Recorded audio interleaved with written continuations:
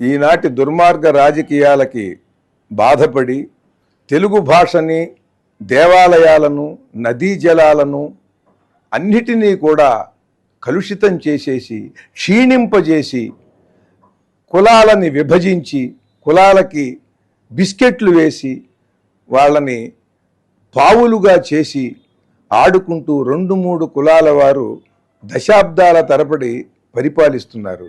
ఇది అప్రజాస్వామికం.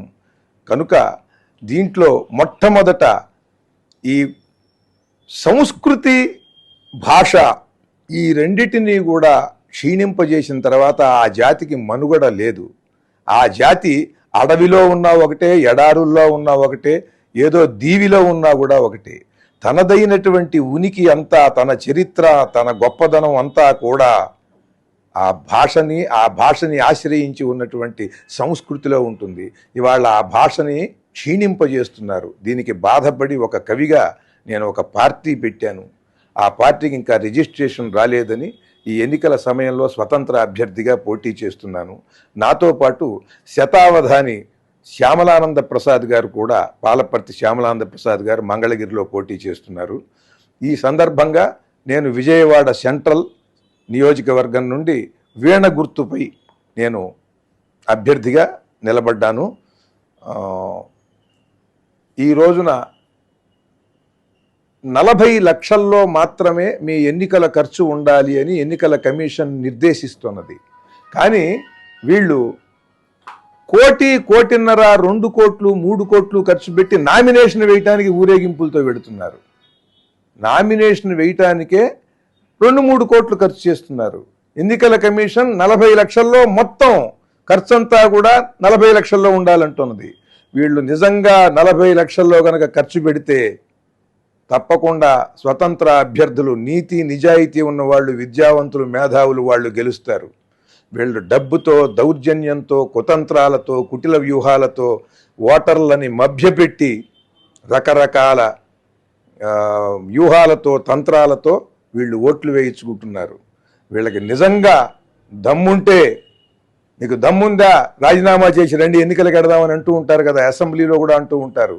మీకు నిజంగా దమ్ముంటే ధర్మంగా 40 లక్షలతోనే ఎన్నికల్లోకి రండి. ఎన్నికల కమిషన్ చెప్పింది నరా, ఉన్నత విలువలతో పోటీకి దిగరా, 40 లక్షలే ఖర్చు చెయ్యరా, నీ నీతి నిజాయితీ నిరూపించరా, దమ్ముంటే ధర్మంతో ఎమ్మెల్యే అవ్వరా.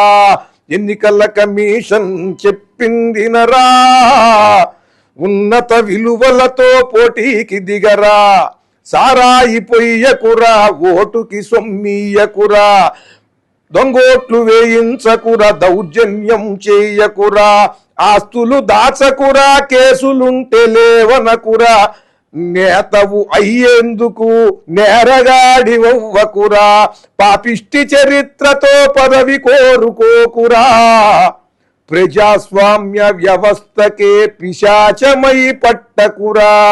ఎన్నికల కమిషన్ చెప్పింది నరా, ఉన్నత విలువలతో పోటీకి దిగరా, బూతులు తిట్టకురా, జాతి పరువు తీయకురా, అశుద్ధ వాగ్దానాలతో జనాన్ని వంచకురా, చట్టం ఒకటున్నదిరా, పట్టుపడక తప్పదురా, ధర్మం పగపడుతుందిరా, కర్మఫలం వదలదురా, నిస్వార్థం ఒక్కటే నిలబడేందుకర్హతరా, అరాచకం చేసి సుఖపడిన వాడు లేడురా.